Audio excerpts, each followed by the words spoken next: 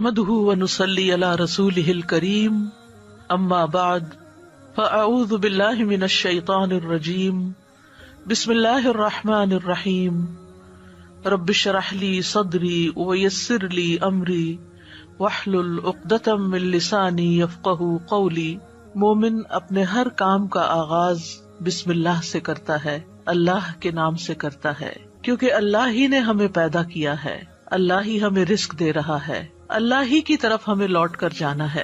لہٰذا ہمیں اس زندگی میں ہر کام کرتے ہوئے اپنے رب کو یاد رکھنا چاہیے۔ قرآن مجید کا آغاز بھی اللہ سبحانہ تعالیٰ نے بسم اللہ سے کیا، اور ہمارے لیے یہی مشروع کیا کہ ہم اپنا ہر قول اور عمل بسم اللہ کے ساتھ شروع کریں۔ پہلی وحی کا آغاز بھی اللہ کے نام کے ساتھ ہوا۔ جبریل امین نے پہلی مرتبہ جب نبی صلی اللہ علیہ وسلم کو قرآن مجید کی پہلی آیت سکھائی تو فرمایا اقرأ بسم ربک الذی خلق، اپنے رب کے نام سے پڑھ جس نے پیدا کیا۔ تو گویا عبادت ہو یا ہمارے دنیا کے کام ہو، ان سب میں ہمیں اپنے رب کو یاد رکھنا ہے، اور اس کے بے شمار فائدے بھی ہیں۔ اللہ سبحانہ تعالیٰ کا نام بابرکت ہے، لہٰذا جب ہم اللہ کے نام سے کوئی کام شروع کرتے ہیں تو ہمارے کاموں میں برکت پیدا ہو جاتی ہے۔ قرآن مجید میں آتا ہے تبارک اسم ربک ذو الجلال والاکرام، بہت بابرکت ہے تیرے رب کا نام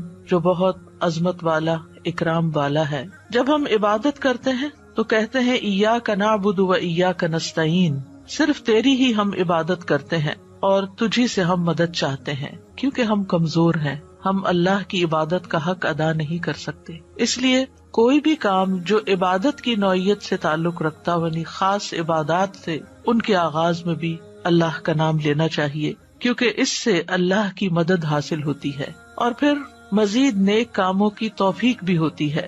انسان برائی سے بچتا ہے، شیطان کے وار سے محفوظ رہتا ہے، کیونکہ اللہ تعالیٰ کی مدد، توفیق اور سپورٹ انسان کو حاصل ہو جاتی ہے، اور انسان کے اندر کوئی فخر اور غرور نہیں آتا۔ وہ یہی سمجھتا ہے کہ جو بھی نیک کام میں کر رہا ہوں وہ اللہ کی مدد سے، اللہ کی توفیق سے ہی کر رہا ہوں، اس میں میرا اپنا کوئی کمال نہیں۔ وما توفیقی الا باللہ، نہیں مجھے توفیق مگر اللہ کے نام کے ساتھ ہی۔ پھر اسی طرح جب انسان بسم اللہ سے کام کا آغاز کرتا ہے تو انسان کو اخلاص نصیب ہوتا ہے، کیونکہ جب اللہ کا نام لیا تو اللہ کے نام کے ساتھ اللہ ہی کے لیے کام کرنا چاہیے جو بھی کچھ ہم کریں، اور پھر اگر وہ کام صحیح ہے، عبادت کا ہے یا دنیاوی امور سے متعلق ہے، تو پھر ہماری نیت اور ہمارا قبلہ درست ہو جاتا ہے، انسان کو اخلاص نصیب ہو جاتا ہے۔ پھر اسی طرح یہ ہے کہ انسان جب اللہ کے نام کے ساتھ کوئی کام کرتا ہے تو اللہ کی نعمتوں کی یاد دہانی بھی ہوتی ہے۔ مثال کے طور پر اگر آپ پانی پی رہے ہیں تو جب آپ پانی پینے لگتے ہیں تو بسم اللہ کہتے ہیں، اور جب بسم اللہ کہتے ہیں تو آپ کو اللہ کی یاد آ جاتی ہے، اور پھر ساتھ ہی وہ نعمت جو آپ استعمال کر رہے ہیں اس کے بارے میں غور و فکر بھی نصیب ہوتا ہے کہ یہ اللہ نے پانی پلایا ہے، اور پھر انسان کا غور و فکر اسے کہیں سے کہیں لے جاتا ہے، اس کے اندر ایک وسعت پیدا ہوتی ہے، وہ سوچتا ہے کہ یہ پانی میرے گلاس میں کہاں سے پہنچا، کس نے اتارا۔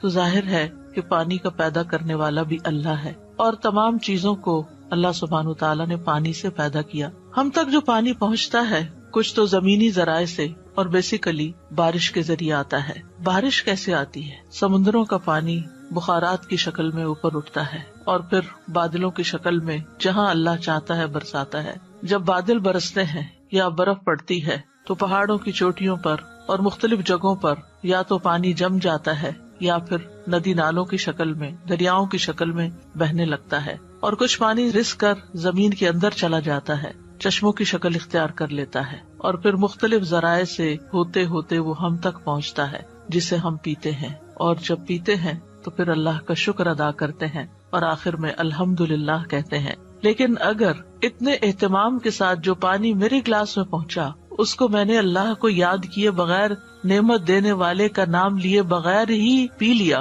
تو اس سے بڑھ کر ناشکری کیا ہو سکتی ہے۔ پھر اسی طرح اگر انسان کھانا کھاتا ہے اور اللہ کا نام لیتا ہے تو وہ ضرور سوچتا ہے کہ کیا جو کچھ میں کھا رہا ہوں یہ اللہ کی مرضی کے مطابق بھی ہے یا نہیں، حلال ہے یا حرام ہے، اور پھر کس طریقے سے میں اس کو کھا رہا ہوں اور کس طریقے سے یہ مجھ تک پہنچا ہے، ان ساری چیزوں پر بھی غور و فکر ہونے لگتا ہے۔ تو گویا بسم اللہ پڑھنا بار بار انسان کو اللہ کی یاد دلاتا ہے، اور اس طرح انسان اللہ کی اطاعت کی طرف مائل ہوتا ہے، اللہ کی دی ہوئی نعمتوں کو اللہ کی رضا میں استعمال کرتا ہے، اور اللہ کو یاد کرتے ہوئے اللہ کا قرب حاصل کر لیتا ہے۔ یعنی جب ہر کام کے شروع میں جب ہم اٹھتے بیٹھتے چلتے پھرتے ہم اللہ کا نام لیتے ہیں، تو اس طرح ہمیں اللہ سبحانہ تعالیٰ کا قرب نصیب ہوتا ہے، اور ہمارے دنیا کے کام بھی عبادت بن جاتے ہیں، کیونکہ وہ اللہ کی مرضی کے مطابق اللہ کی رضا کے لیے ہوتے ہیں۔ اور اس طرح دنیا میں بھی کاموں کے اندر برکت پیدا ہوتی ہے، سہولت پیدا ہوتی ہے،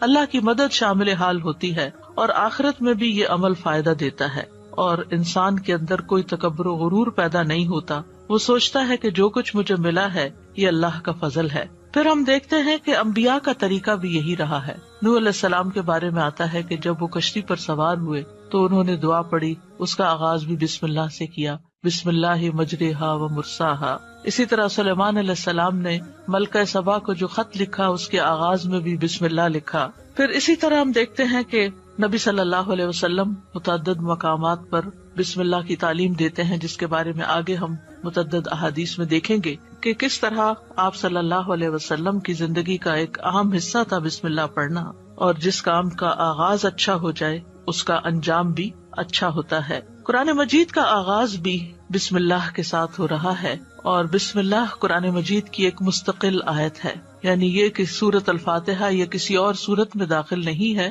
ہر سورت کے شروع میں اسے الگ آیت کے طور پر لکھا گیا ہے۔ اور اس میں ہم دیکھتے ہیں کہ سورۃ التوبہ جو ہے اس سے پہلے بسم اللہ نہیں ہے، کیونکہ بسم اللہ سے امان حاصل ہوتی ہے، اور سورۃ التوبہ کے شروع میں مشرکین کو امان سے نکالا جا رہا ہے، بری ذمہ کیا جا رہا ہے۔ تو بہرحال آغاز ہوتا ہے قرآن مجید کا بسم اللہ الرحمن الرحیم کے ساتھ، یعنی میں اللہ کی مدد طلب کرتے ہوئے اپنی قرات کو اللہ کے نام سے شروع کرتا ہوں۔ اور پھر اس میں اللہ سبحانہ تعالیٰ کے نام اللہ کے علاوہ دو صفات کا ذکر ہے، الرحمن ایسی ذات جس کی رحمت تمام مخلوق پر چھائی ہوئی ہے، اور الرحیم ایسی ذات جو مومنوں پر آخرت میں بھی رحم فرمائے گی۔ جہاں تک لفظ اللہ کا تعلق ہے تو اس کو اسم الجلالہ بھی کہتے ہیں۔ اللہ کی اصل الالہ ہے، اور لغت عرب میں الہ 4 معنوں پر بولا گیا ہے۔ نمبر 1 المعبود جس کی عبادت کی جائے،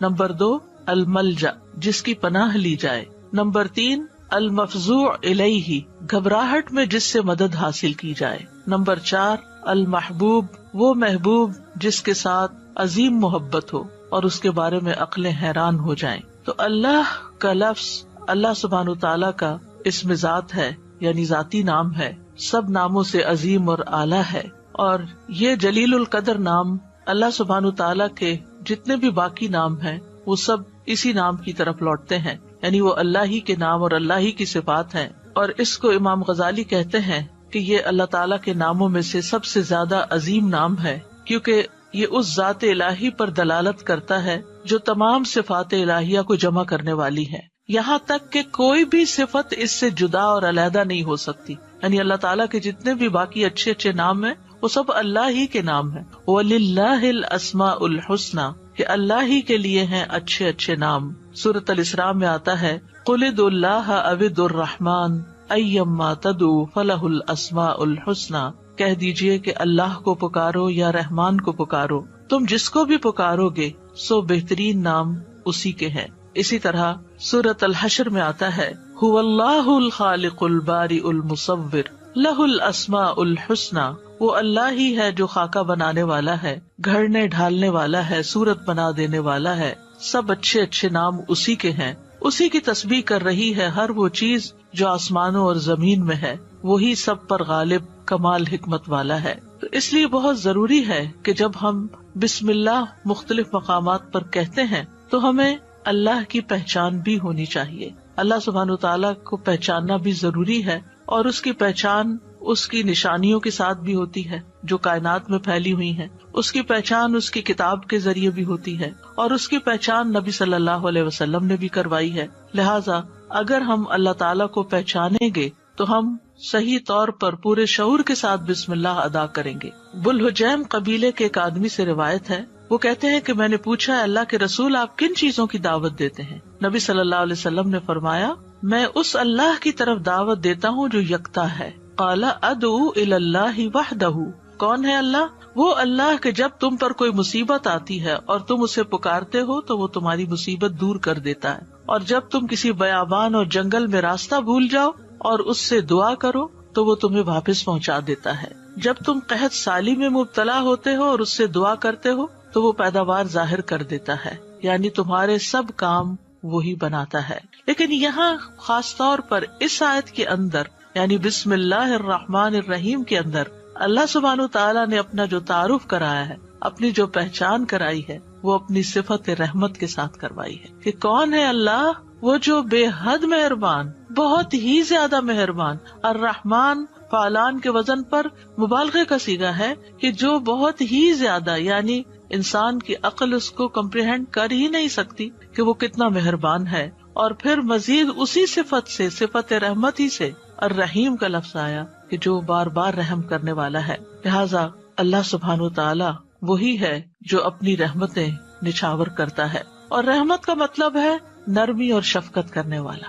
گویا اللہ سبحانہ وتعالی کی صفات میں اللہ تعالیٰ کے اپنے بندوں کے ساتھ، اپنی مخلوق کے ساتھ معاملہ کرنے میں نرمی اور شفقت ہے. اور رحمان اور رحیم دونوں صفات اللہ ہی کی ہیں، دونوں نام اللہ ہی کے ہیں، لیکن دونوں میں تھوڑا فرق ہے. رحمان ایسی رحمت والا جس کی رحمت دنیا کی تمام مخلوقات کو اور آخرت میں مومنوں کو بھی شامل ہے، یعنی یہ رحمت عام ہے.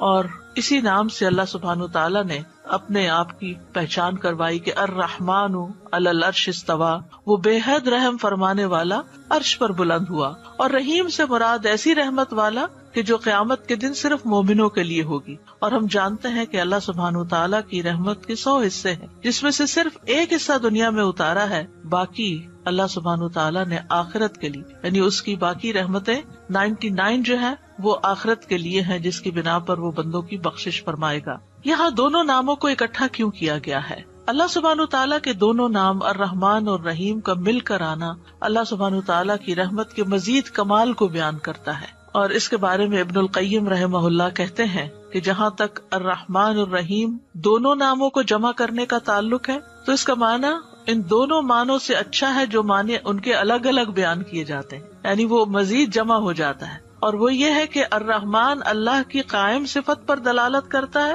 اور لفظ الرحیم اللہ کی مخلوق پہ کی جانے والی رحمت سے تعلق رکھتا ہے. پس پہلا نام جو ہے اللہ کی ذاتی صفت رحمت پہ دلالت کرتا ہے، اور دوسرا نام اللہ کے فعل پر دلالت کرتا ہے کہ اللہ اپنی رحمت کے ساتھ مخلوق پر رحم فرماتا ہے. اور ابن قیم یہ بھی کہتے ہیں کہ ان دونوں صفات کو جمع کرنے کا یہ فائدہ ہے کہ اللہ نے دنیا میں جلد اور آخرت میں بعد میں واقع ہونے والی رحمت کی خبر دی ہے، اور اللہ کی خاص اور عام رحمت کے متعلق خبر دی گئی ہے، اور اللہ کی رحمت اس کے غضب پر غالب ہے. ابو ہریرہ کہتے ہیں کہ رسول اللہ صلی اللہ علیہ وسلم نے فرمایا، جب اللہ مخلوق کو پیدا کر چکا تو اس نے اپنی کتاب لوح محفوظ میں لکھا جو اس کے پاس عرش پر موجود ہے کہ میری رحمت میرے غضب پر غالب ہے، اور اس کی رحمت بہت وسیع ہے. قرآن مجید میں آتا ہے وَرَحْمَتِي وَسِعَتْ كُلَّ شَيْءٍ، میری رحمت نے ہر چیز کو گھیر رکھا. کوئی اس کو مانتا ہے یا نہیں مانتا، اس کی عبادت کرتا ہے یا نہیں کرتا، جتنے بھی ہم دنیا میں لوگ چل پھر رہے ہیں، سخت نافرمانیاں کرتے ہیں، لیکن اس کے باوجود وہ ہمیں جینے کی مہلت دیتا ہے، رزق دیتا ہے، ہمارے کام سنوارتا ہے، ہمیں مشکلات سے بچاتا ہے. تو اللہ کے یہ دونوں نام جو ہیں، انسان کو اگر ان کی پہچان ہو جائے تو ہر غم اور پریشانی اس کی دور ہو جائے. کیونکہ ہر تکلیف میں، ہر مشکل میں اگر انسان یہ یاد کر لے کہ میرا رب بڑا ہی مہربان ہے، بڑی ہی رحمت فرمانے والا ہے، تو انسان کی پریشانی دور ہو جائے کہ وہ ہے کوئی جو میری مشکل آسان کر سکتا ہے، اور وہ اپنی رحمت فرمائے گا اور ضرور کر دے گا. تو ہمیں ہر کام سے پہلے بسم اللہ پڑھنی چاہیے، کیونکہ اللہ سبحانہ تعالیٰ کا نام لینے والا کامیاب ہوتا ہے. جیسے کہ قرآن مجید میں آتا ہے قد افلح من تزکا وذکر اسم ربہ فصلی، بے شک کامیاب ہو گیا جو پاک ہوا اور اس نے اپنے رب کا نام یاد کیا.